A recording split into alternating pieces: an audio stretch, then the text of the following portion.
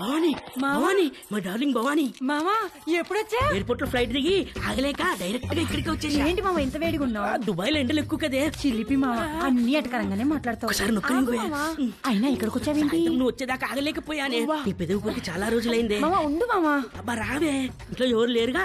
ఎవరు లేరు. ఒకసారి పట్టుకొని చూడు ఎంత వేడిగా ఉన్నాను. ఎక్కడ రావే పల్లెకు అయ్యో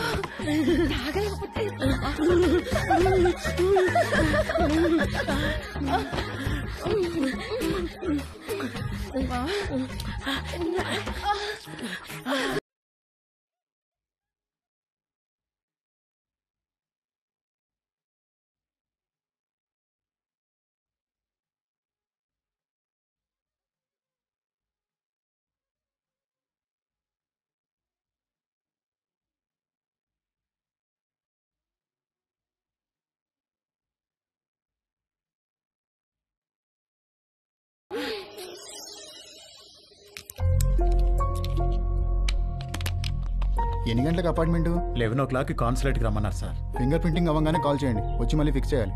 ఓకే సార్.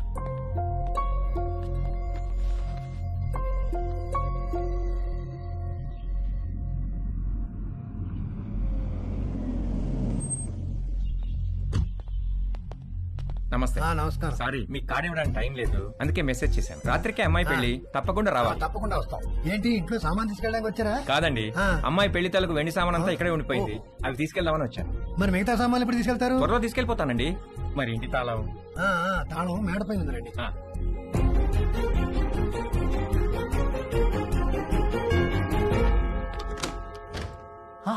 హాయ్ తేజు, మళ్ళీ ఎందుకు వచ్చారు అంకుల్? నిన్ను బీరువాలో నుంచి బయటికి తీసుకొద్దామని. నాకు మిమ్మల్ని చూస్తుంటేనే భయం వేస్తుంది అంకుల్.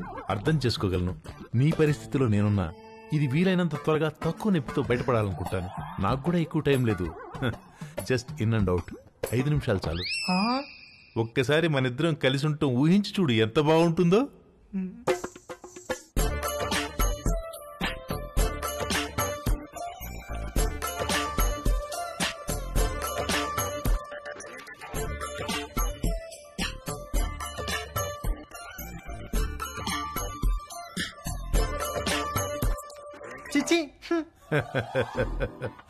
ప్లీజ్ తేజు, ఒక్కసారి నీ ఒళ్ళో నా తల పెట్టుకుని పడుకోవాలనుంది.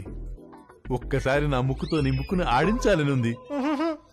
వ్యాజ్లైన్ ఆఫర్ అంటే వద్దన్నావు, అర్థం చేసుకున్నాను. నన్ను కూడా కాదంటే అలా.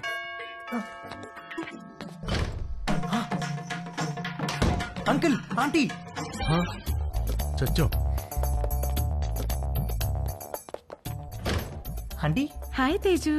ఏదో ఒక పని వల్ల ఈ మధ్య నిన్ను అస్సలు కలవడం కుదరట్లేదు, అందుకని వీలు చూసుకుని నేనే వచ్చేసాను. ఇంట్లో ఎవరు లేరు కదా? అంకుల్ ఉన్నారా aunty? Uncle. Hi Ramya. Hi. 1 second. Aunty Ramya.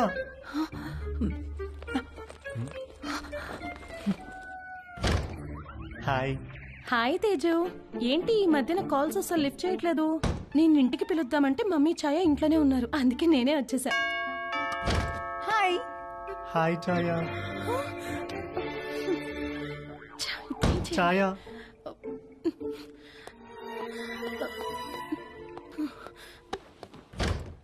Hi. Hi, what's up? ఏమైపోయావు? అసలు టచ్ లోనే లేవు. I missed you so much, you no.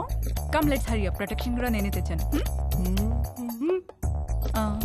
ఇంట్లో ఎవరు లేరు కదా? మీ ఫ్యామిలీ మొత్తం ఇక్కడే ఉంది. ఏంటి? Are you expecting someone? దొరికిపోయే రోజులో ఉంది. మా పేరెంట్స్ ఏమో. వాట్?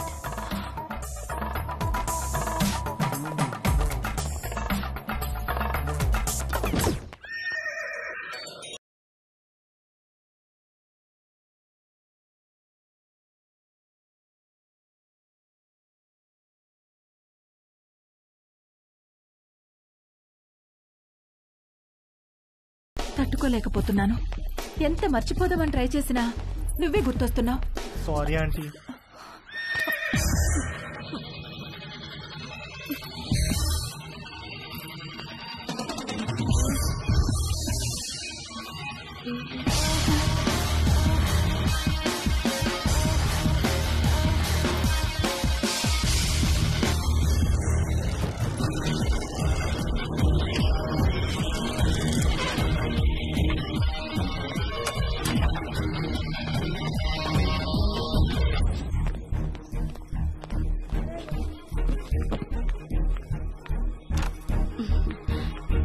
ఇంకా పడుకున్నావేంటే? లే లే, స్నానం చేసి చీర కట్టుకో. డాడీ రాగానే కళ్యాణ మండపానికి బయలుదేరాలి.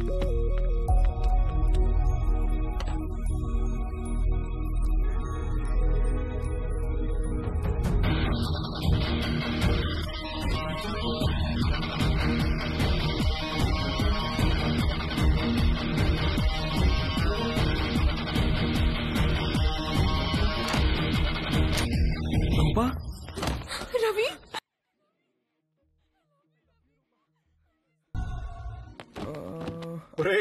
నీ పాస్పోర్ట్ ఎక్కడుందిరా? థ్యాంక్స్ నాన్న. రేయ్, నువ్వు అమెరికా వెళ్లే ముందు నీకు లాస్ట్ లెసన్ రా. అబ్బా నాన్న, ఇది కంపల్సరిగా నువ్వు వినాల్సిందేరా. రేయ్, అమ్మాయిల మీద రెస్పెక్ట్ ఇక్కడ ఉండాలి, ప్రేమ ఇక్కడ ఉండాలి, కోరికేమో. పదండి పదండి, క్యాబ్ వచ్చేసింది. ఎందుకురా? మొత్తం మీద వీడు అమెరికా వెళ్తున్నాడు. అమ్మయ్యా, కాంపౌండ్ లో పెద్ద పని చిన్న పని చేసేవాడు ఒకడు తగ్గాడు. నిజంగా వీళ్ళు ఇల్లు ఖాళీ చేస్తారా? ఎందుకు ఖాళీ చేయరు? ఓ మంచి వెజిటేరియన్ ఫ్యామిలీ వెయిటింగ్ లో ఉంది. అడ్వాన్స్ కూడా తీసుకున్నాను. వచ్చే నెలలో దిగిపోతారు.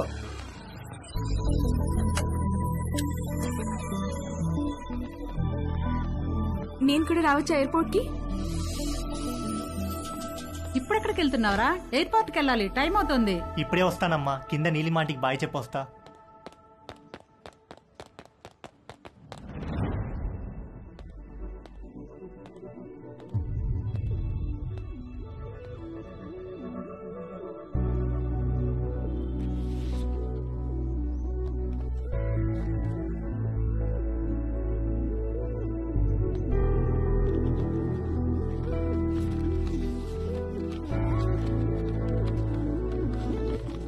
హాయ్ తేజు, నువ్విది చదివేసరికి నేను ఒక కొత్త జీవితాన్ని ప్రారంభించడానికి పైన మొదలుపెట్టి ఉంటాను. మన మధ్య ఏం జరిగిందో నీ గుర్తు నాకు ఎలా అనిపించాలో ఏమనిపించాలో అర్థం కావట్లేదు. అర్థమవ్వకపోయేసరికి దాని గురించి ఆలోచించడం మానేశాను. జీవితంలో మనకు జరిగే వాటిని ఎందుకు, ఎప్పుడు, ఎలా అని ప్రశ్నించడం మానేసినప్పుడే మనం నిజంగా ఆనందంగా ఉండగలం. నిన్ను కలవడం నాకు చాలా ఆనందాన్ని ఇచ్చింది. నిన్నెప్పటికీ మర్చిపోను. అది చాలా నాకు. నువ్వు ఎలా ఉన్నావో అలాగే ఉండు. దేనికోసం ఎవరి కోసం మారొద్దు. నువ్వు కావాలనుకున్న ప్రతిదీ నీకు దక్కే అదృష్టం ఆ దేవుడు నీకు ఇవ్వాలని కోరుకుంటూ, నీలిమ.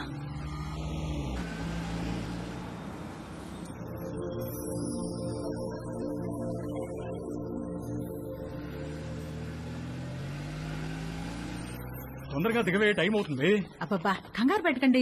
అదిగో చెప్పానా, వీడి ఇప్పుడు అప్పుడే పైకి రాడని. అబ్బా నాన్న, నా సూట్ కేసు ఎందుకు తెచ్చారు? నేను ఇంకా నా కడ్రాయిలే సర్దుకోలేదు. ఒరేయ్, నువ్వు ఇలాంటిది ఏదో చేస్తావని తెలిసే నా డ్రాయర్లన్నీ నీ సూట్ కేసులో సర్దేశా. అవసరం అయితే నీ డ్రాయర్లు నేను వాడుకుంటా పదా. రేయ్, ఎయిర్పోర్ట్ లో 2-3 అవర్స్ వెయిట్ చేయాలి. ఆకలిస్తే చస్తావు. ఈ అరటిపండు తిను. ఎందుకండి చిన్నపిల్లాడికి అరటిపండు చూపించి భయపెడతారు? వాడిని వదిలేయండి.